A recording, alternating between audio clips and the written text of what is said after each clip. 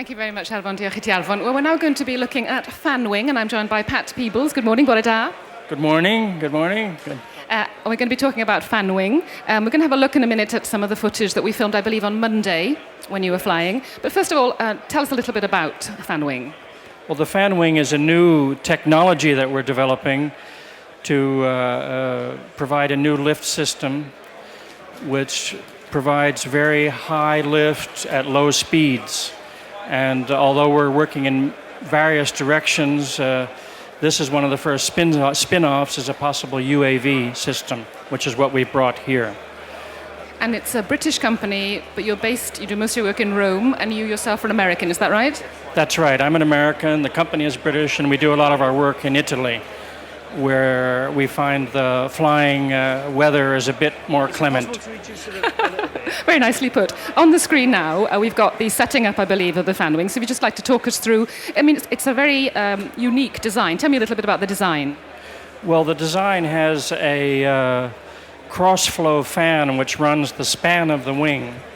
And this this pulls the air in across the front of the wing. The fan is powered, providing a very high lift and thrust at low speeds. And the whole genesis of the idea is to distribute the propulsion over as much air as possible.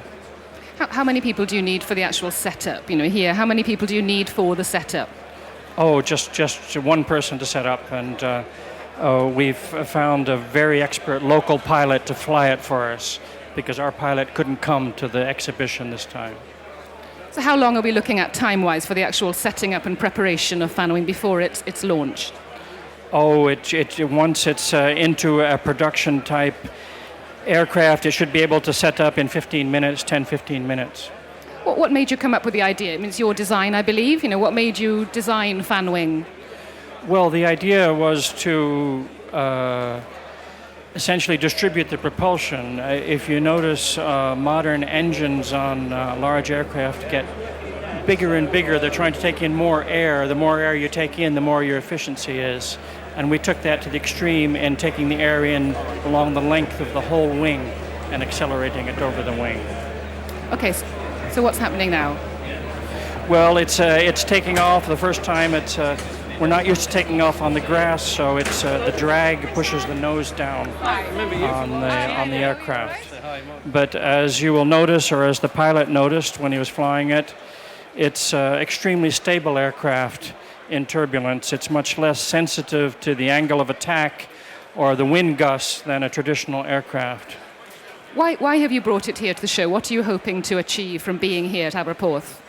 Well, we brought it to showcase our new technology, to look for assistance and partnership.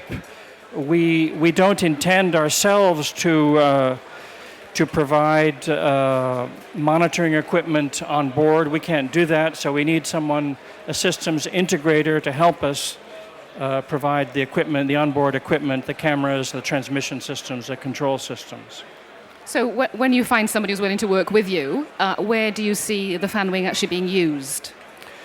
Well, this is sort of an early spin-off from the technology, which is a UAV which we've designed specifically for urban surveillance, which can fly very slowly up and down streets. And we predict with this one an 80-minute autonomy carrying 2 kilos of payloads, flying very slowly. It flies at about 30 kilometers an hour, this aircraft.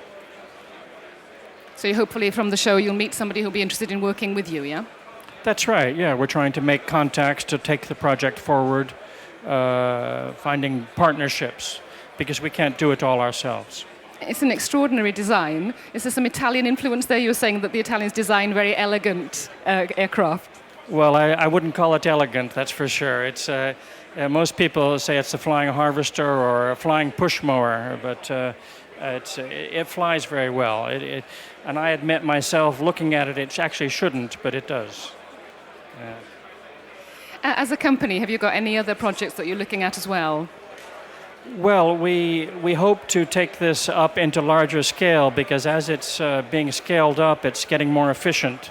We found out in the work that we've done that the larger it is, the more efficient. And so we would really like to get into a large aircraft that could carry heavy loads, freight, short distances for aid or local freight delivery. That's where we'd really like to go. This is a step on the way, let's say.